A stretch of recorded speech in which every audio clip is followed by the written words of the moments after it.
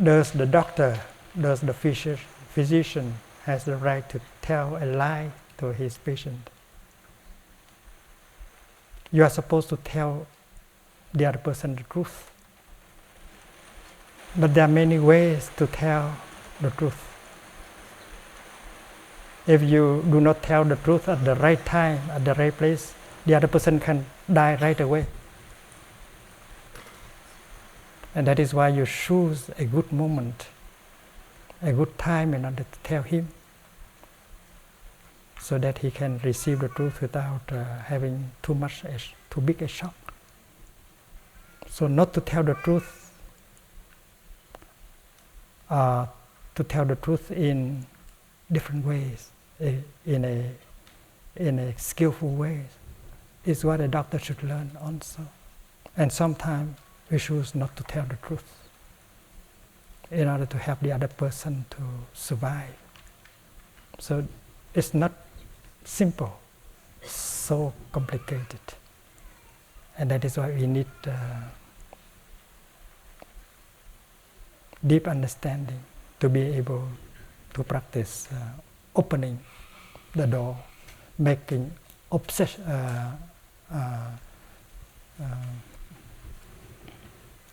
exceptions. To bar means there's something something that is not bad, but you have to do it. And that there is something that is not in its nature is not a bad thing, but you have to refrain from doing that. It's like in Plum Village, the monks, the nuns, and the lay people are advised that when they go to the internet, they have to be accompanied by a second person. Not only when they go to the marketplace, to the pharmacy, to the post office, they have to go with another person. We call it the second body. That is the practice in Plum Village. So when you go to the internet, you have to be accompanied by a second body, so that you will not be venture into the realm that is not beneficial to you. And if you are a senior brother, and everyone knows that you never got into this place, but in order to set an example for your younger brothers and sisters, you always go to the internet in the presence of another brother.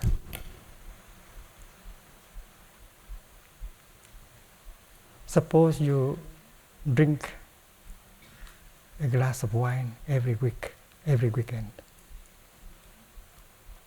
and you never get drunk at all.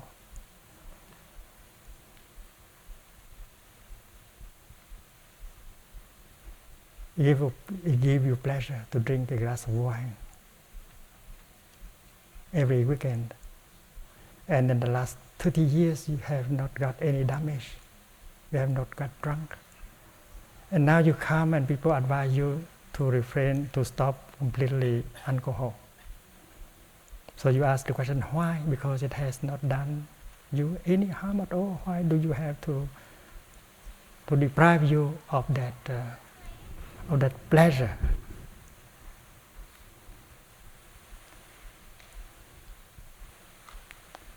A lady in the United Kingdom told me like that. In the last 30 years, I always had a glass of wine on Saturday. It has not done me any harm. Why do we have to receive the 5th mindfulness training and stop my glass of wine? It's my pleasure. I told her that, well, I know you are perfectly right when you say that it has not done you any harm. But the fact is that children, they always do like parents do. If parents smoke, they will smoke. You don't have the seed of alcoholism in you, but one of your children may have it. And that is why to stop drinking that is to support your children. Not for your sake, but for your children's sake. That's to bar the negative, the harmful that may happen in the future, to bar, to obstruct the way. The Ministry of Circulation in France, they put an ad on television. They say that one glass is okay, but 3 glasses, will bring about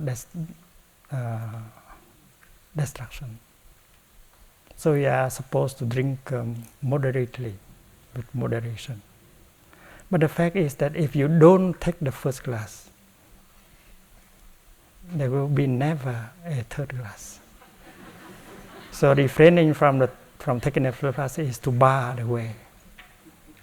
And that is why there is a practice called ya, means barring the way. You go to the internet, there is no harm at all. You never get any harm. But your younger brother, your younger sister in the Dharma, he or she might got it. That is why you set the example. There's someone who drink alcohol and who drive, and he got home safely. He's very lucky. And he said that I drank alcohol and I'm all right. He's just lucky. So not to drink alcohol before you drive is to bar, to set an obstacle, to set up a barricade in order for not for the suffering, the harmful to happen. So this is also a set of criteria that is proposed by the Vinaya. Vinaya is the mindfulness trainings, the teaching on mindfulness trainings in Buddhism. There is another set called Trì Phạm.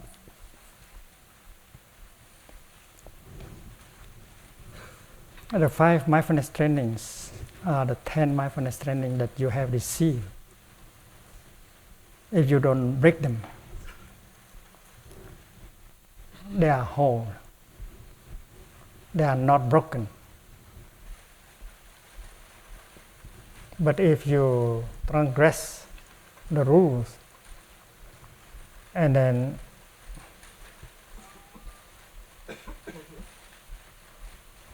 you transgress.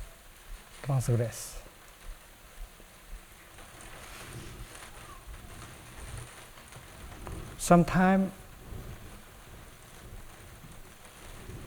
you look like you don't transgress it, but in fact you do transgress it.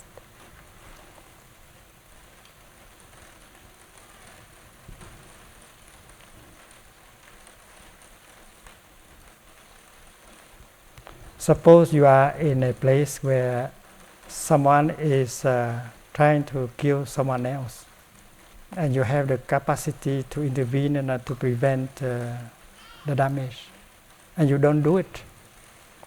Although you are not a killer, but you transgress. You are violating the precept, because the precept is not to kill. You are not killing, but you allow the killing to take place. We call it la non-intervention. You don't intervene, and that is your fault. And when you see a situation like that, you should intervene. You cannot say that, well, I'm not responsible, it's not me who was doing that, but you were there, and you did not intervene. You are responsible. Sometimes we are forced to lie in order to save a life. And if you do not lie, you transgress. On the appearance, not to lie is the right thing. But in the substance, not to lie is a wrong thing, because if you don't lie, the other person will die right away. That is why this set of criteria is also important. On the appearance, it looks like right, but in the content, it's wrong. Sometimes you have to lie, and sometimes you have to kill. It's very difficult. And applied ethics is a kind of discipline that studies how a moral outcome can be obtained in specific circumstances. You don't just speculate, you don't just say what is right or wrong. In special situations, you have to put into action the norms that you have set up.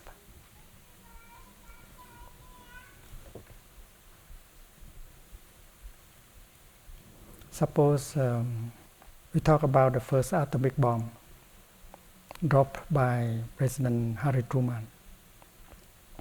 It was on the 6th of August 1945. And the first atomic bomb was dropped on Hiroshima, and 140,000 people died.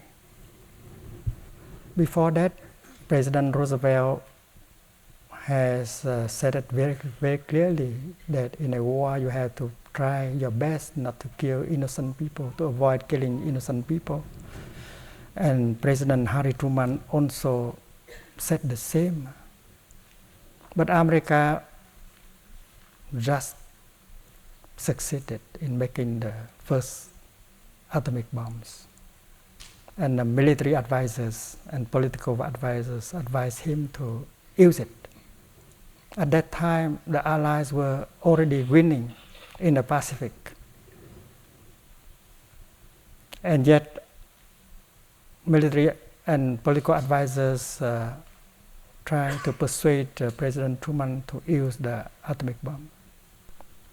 First, he did not want to do it because he was of the view not to take the life of civilians, trying the best to avoid that. But finally, they were able to convince him to drop the bomb on the ground that Japan will surrender after this bomb. Otherwise, the war can continue longer and many people will die. So if we kill a number of people, and if we can end the war after that, then it will save many people not to die later. And that is the argument, right or wrong. That is that is one of the situations where ethics, morality should be applied. It's not easy.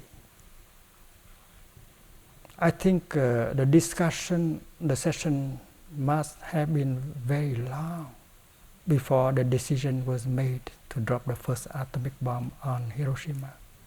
And President Truman said that after making this decision, he slept like a baby.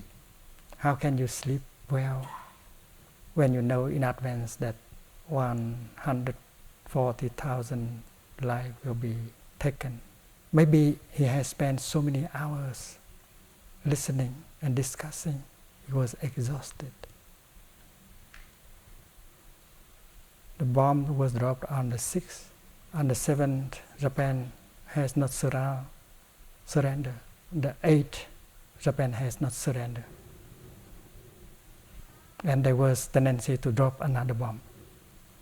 So on the 9th of August, the second bomb was dropped on a smaller town. But when the bomb was dropped, 70,000 people died. And we know that the effect of the atomic bombs is very long-lasting, because many people, because of the fallout, continue to die after that. Anastasia birth control, using the pill. All these kind of things are circumstances when we must apply our understanding of ethics into. That is why we need to apply the ethics in order to solve the most difficult problems that we are having. The problem of marriage between the gay people, the lesbian people, the right people to die the way they want. All these kind of things need to apply the ethics. And that is why we as practitioners, we have to think clear. We have to practice looking deeply. We have to use the wisdom of the Buddha in order to come out with a very clear idea, a clear path for us to live accordingly and to offer to the world. And that is why I said that our retreat together here is a kind of collective meditation. We need mindful breathing, mindful sitting, mindful reflecting in order to bring about right thinking, right speech, truly right thinking. Because thinking might be wrong and you think it, right thinking. The decision to drop bombs was thought to be right thinking.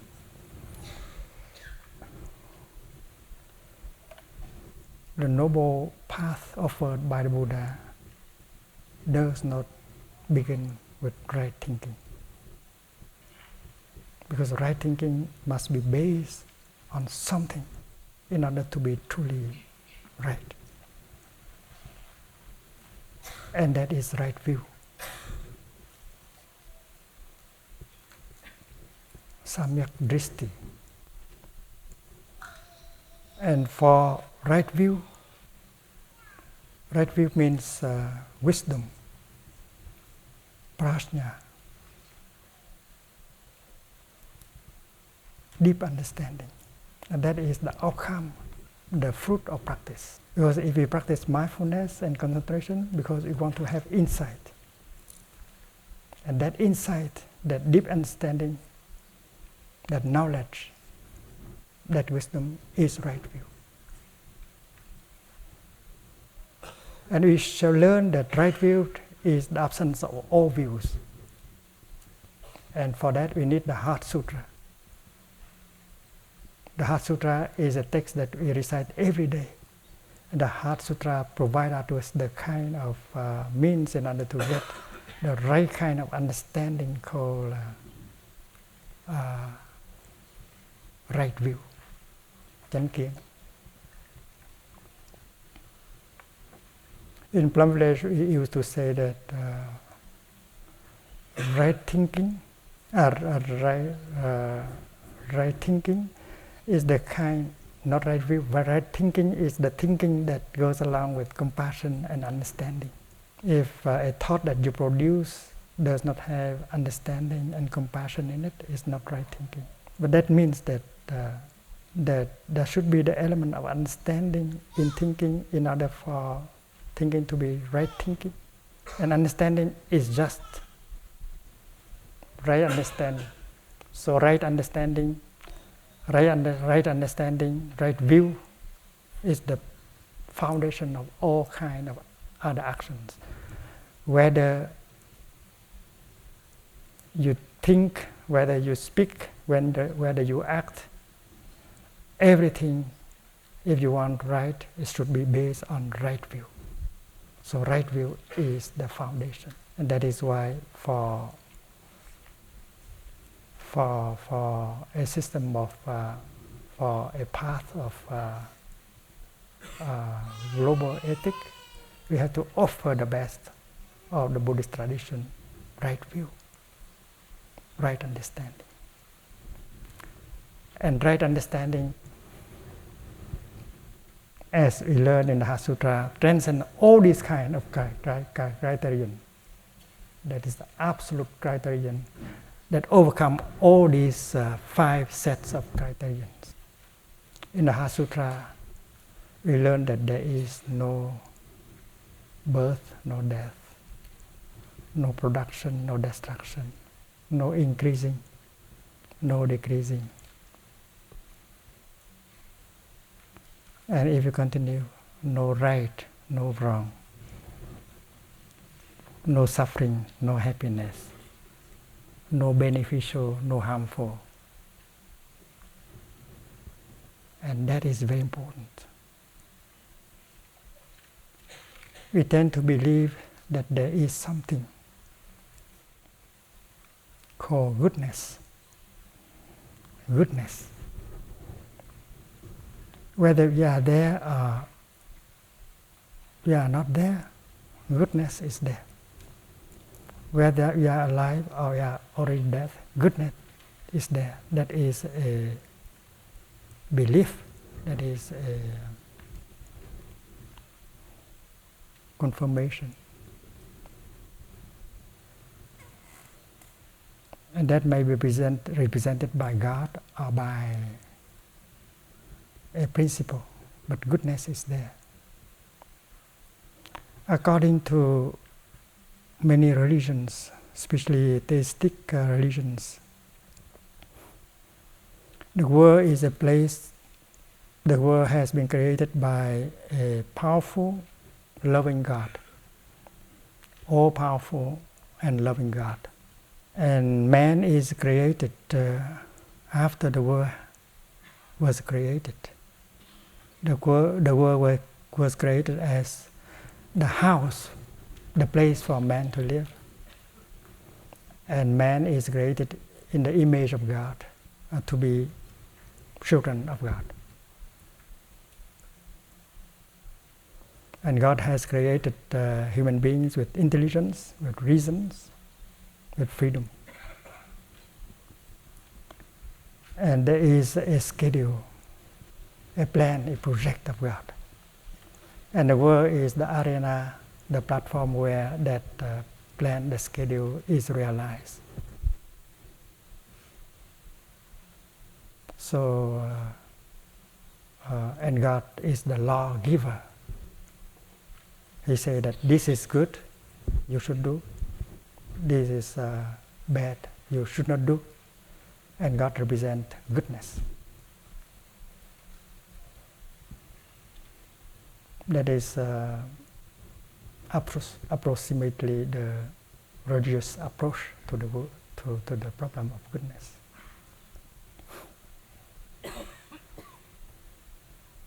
Goodness is there no matter what.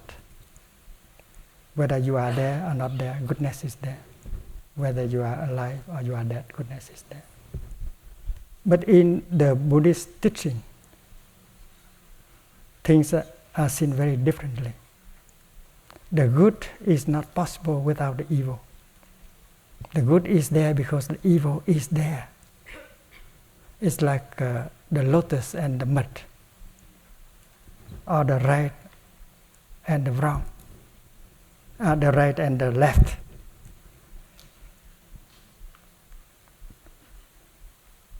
Or the above and the below, or the inside or the outside, or the subject and the object. And if we study the Heart Sutra and the Prajnaparamita teaching, we see that good and evil are also a product of our mind. It's not an objective reality. It is like the famous pair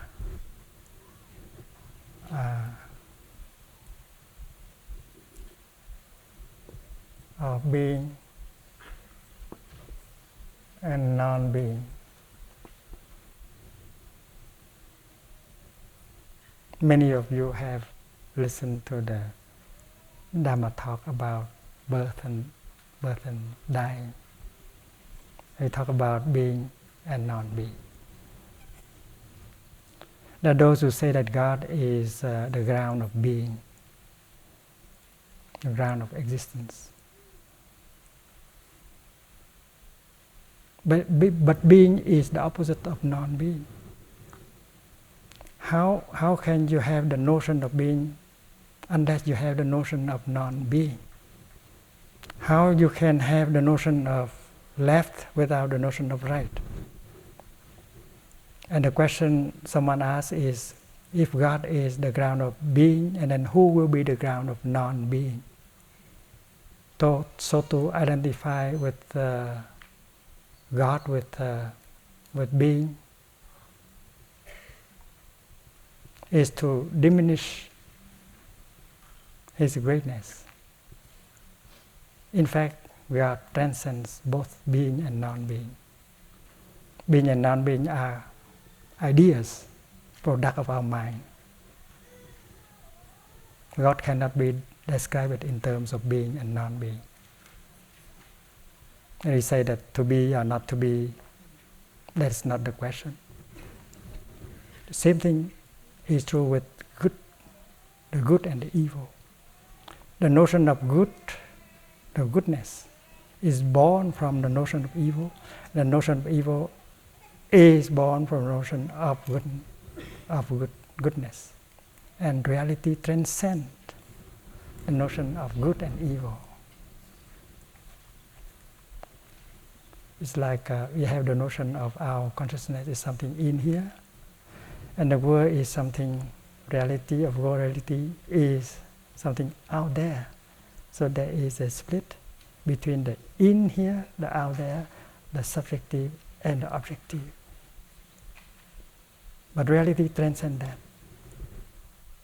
And that is what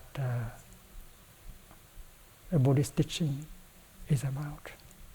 That is why the Heart Sutra is so important. The teaching of emptiness, the teaching of interbeing is so important. We have to slowly witness and taste that kind of teaching in order to truly have right understanding, right view. Once you have the right view, and then everything will be truly right. And these are only means. These are sets of criteria, are only means. And finally we have to transcend them. And that is why a system of ethics proposed by the Buddhist tradition should be without any dogma. Ethics without dogma. Because it must be free from all notions, including the notion of good and evil, right and wrong. I remember the last time we were in Italy, our retreat was so joyful. There were almost 100 children in the retreat. And that was a deep retreat also. The program for children was also very, very joyful. There were many young monks and nuns and young practitioners taking care of the children. I went to the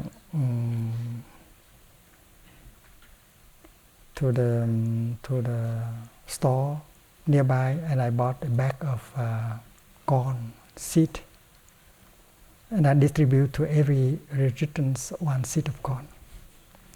I said, please take this home and plant it in a pot,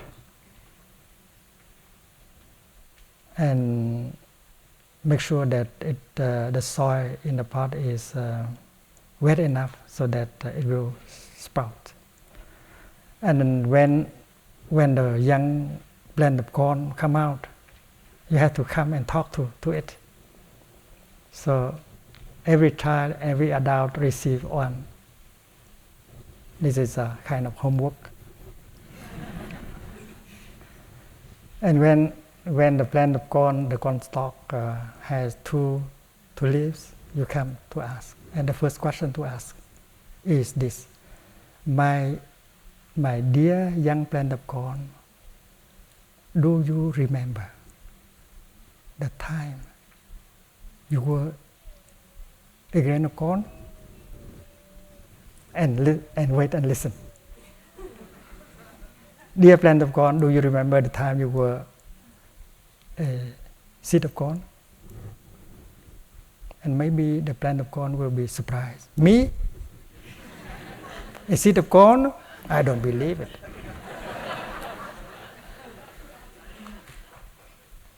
And you tell him, you tell her, you tell the plant of corn, listen, I was there in the very beginning. I brought it from the retreat. I brought you from the retreat home. I put you in this pot. I water you every day. And I saw you sprouting. And from a seed of corn, you become a plant of corn. Even if you don't like to accept it, that is the truth.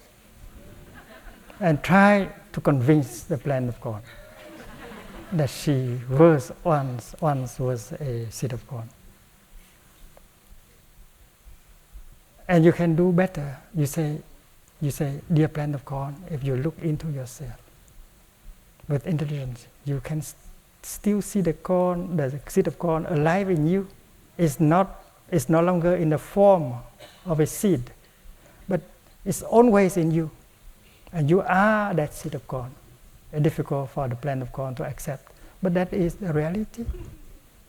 In fact, the plant of corn is the continuation of the seed of corn. It is the seed of corn.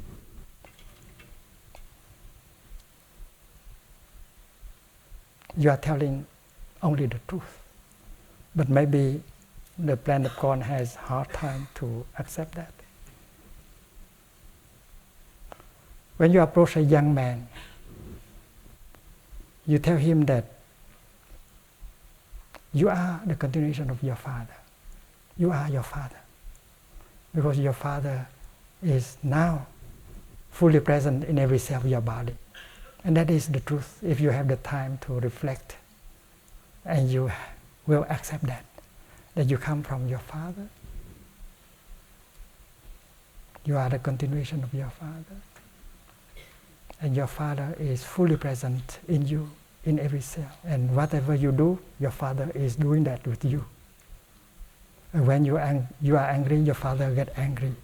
And when you get angry at yourself, you get angry at your father. And when you get angry at your father, you get angry with yourself. All these things are hard to be accepted by the young man. But that is the truth. I remember one day I was walking on the street of London, and I saw a book displayed in a bookstore. And I think that book is about psychotherapy. And the title is My Mother, Myself. I thought the teaching in there must be similar. I did not buy the book because I knew what is must be in it.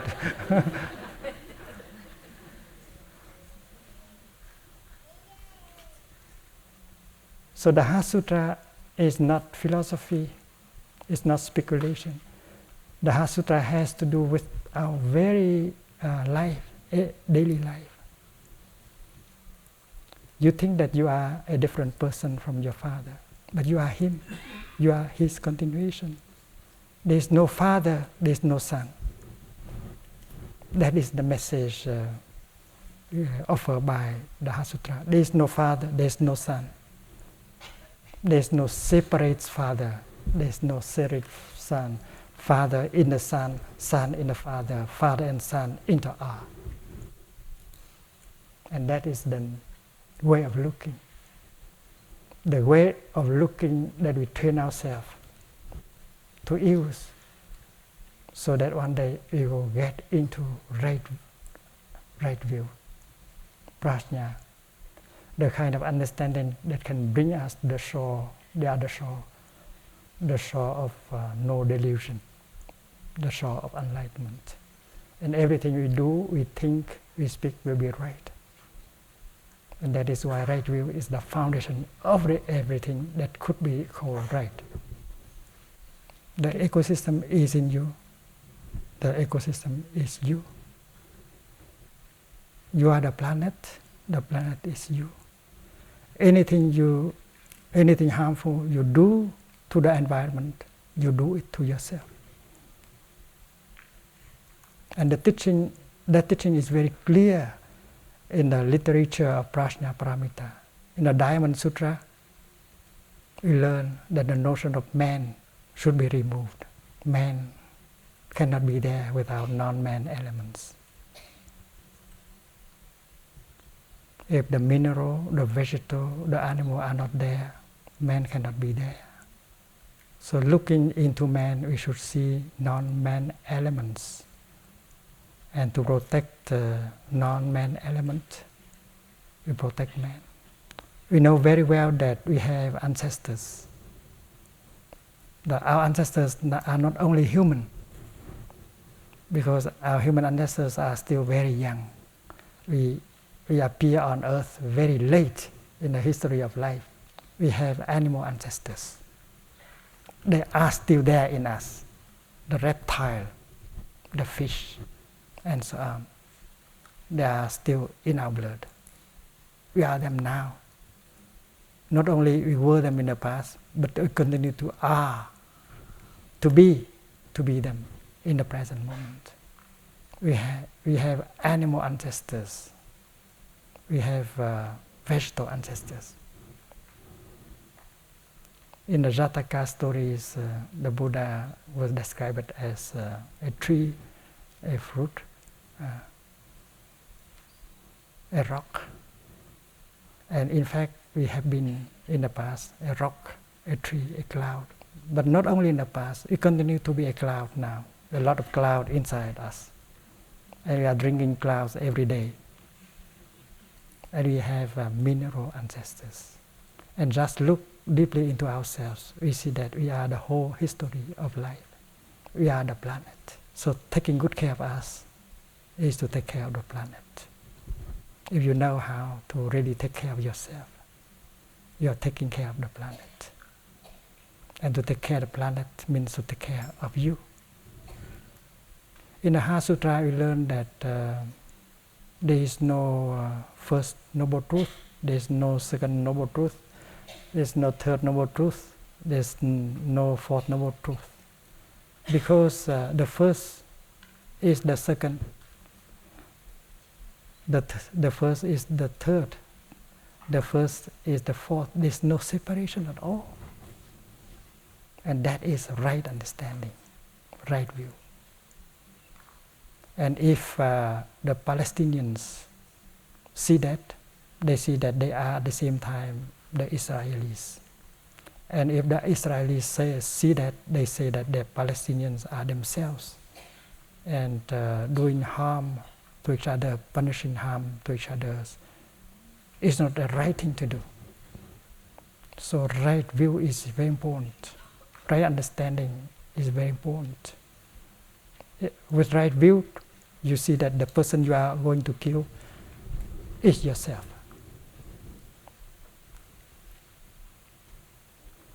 If there is a conflict between father and son, and if father and son has the right view, they will see that they are each other, and making each other suffer is to make oneself suffer.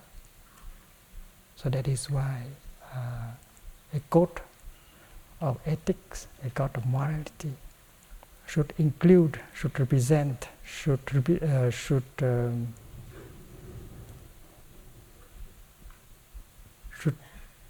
express that kind of insight, that insight of interbeing, of non-dualism. So please, when you share the first mindfulness training, not killing, share in such a way that they get that insight. Because people are killing each other because they don't have the insight of interbeing. They don't see that the person they are killing is themselves. And we have to present all the 5 trainings in that way too. Because if you consume without mindfulness, you are destroying yourself, you are destroying the planet. And the foundation of all 5 precepts, 5 trainings, are the deep understanding, the right understanding, the kind of deep vision that can bring you to the shore of well-being, the cessation of ill-being. And you have to study the Noble Eightfold Path in that light. And what is right thinking, Right thinking is the kind of thinking that goes along with the insight of non-duality, of emptiness, of interbeing. And it is possible for us, practitioners, to produce thoughts that go along with that kind of insight. And thought produced like that will heal ourselves and heal the world, because it will remove separation and despair. And the 5 commandments, the five mindful understandings are not the 5 commandments coming from an authority like a God, but come from our own wisdom, our own insight. And that insight is the outcome of our practice, mindfulness and concentration. So the best thing we can offer to the world as practitioners, the product that we can offer to the world is insight. That insight will liberate us, and that insight is not possible without mindfulness and concentration. And that is why to live our life in mindfulness and with concentration is to continue to produce insight for our own liberation, for our own healing, for our own nourishment, and the liberation, healing, and nourishment of the world. So please study the Noble Eightfold Path again, and see right thinking, right speech, right action, right livelihood again on the light of right understanding, samyak dristi, the kind of view that transcends all views. All views, all teaching of the Buddha should be considered to be instruments and not absolute truth, including the teaching of impermanence, no self, and interbeing.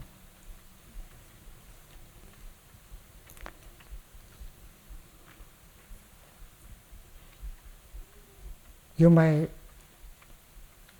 be able to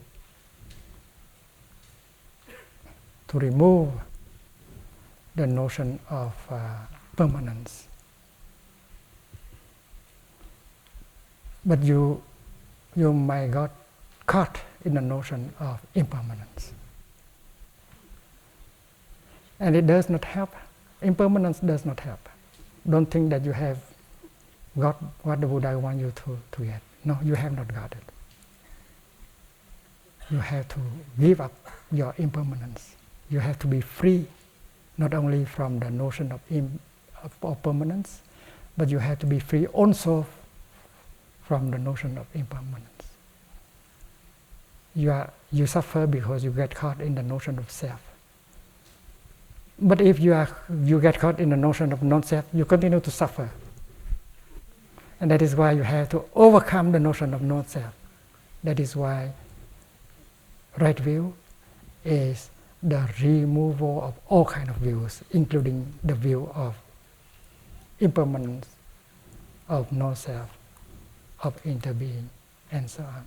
And that is the essential of prajna paramita.